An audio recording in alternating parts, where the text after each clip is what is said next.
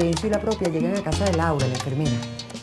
Morena, apúrate, porque quiero ver si encontramos a Laura, porque con estos horarios que ella tiene, no sé si están en su casa o si está en el hospital. Y sería bien bueno que la encontráramos, Crencio, porque ella se vive lamentando de que las alcaldías y las gobernaciones les deben, lo cual quiere decir que ella debe saber cómo funciona esto. Sí. Laura, vecina, ¿estás por ahí? Ah, sí, voy saliendo, pero si hay algo que resolver, lo resolvemos ahorita mismo.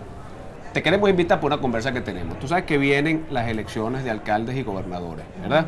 Y nosotros queremos que tú nos cuentes qué tienen que ver ellos en la salud.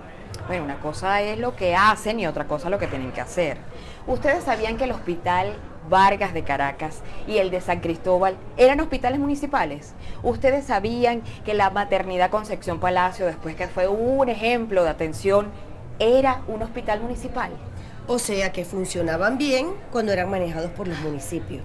Precisamente, pero como ha crecido tanto la población, alcaldías y gobernaciones tienen que trabajar juntas, porque este es el nivel de gobierno más cercano a la gente, que tiene que resolver los problemas básicos como la salud. Pero ya va, lo que pasa es que hay una constitución que ahora le otorga todo el poder al gobierno centralizado. Ay, Crencio, por favor, como dice mi presidente, el que tenga ojos que vea. Hay un artículo en la Bolivariana, el artículo 84, que dice que el Estado debe crear un sistema público de salud descentralizado y participativo. Y el 178 dice que ratifica al municipio como responsable de la atención primaria en la salud. Lo que pasa es que hay alcaldes y gobernadores que por razones políticas permiten que les quiten los hospitales para que los manejen desde una oficina bien lejana en Caracas. Claro, porque en esa oficina no saben el dolor de la gente y por eso los hospitales van palo abajo.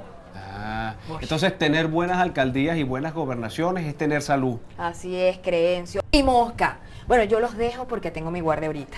Nos vemos, ¿sí? Pero te esperamos allá. Ay, con mucho gusto. Y si para hablar de esto, encantada de la vida.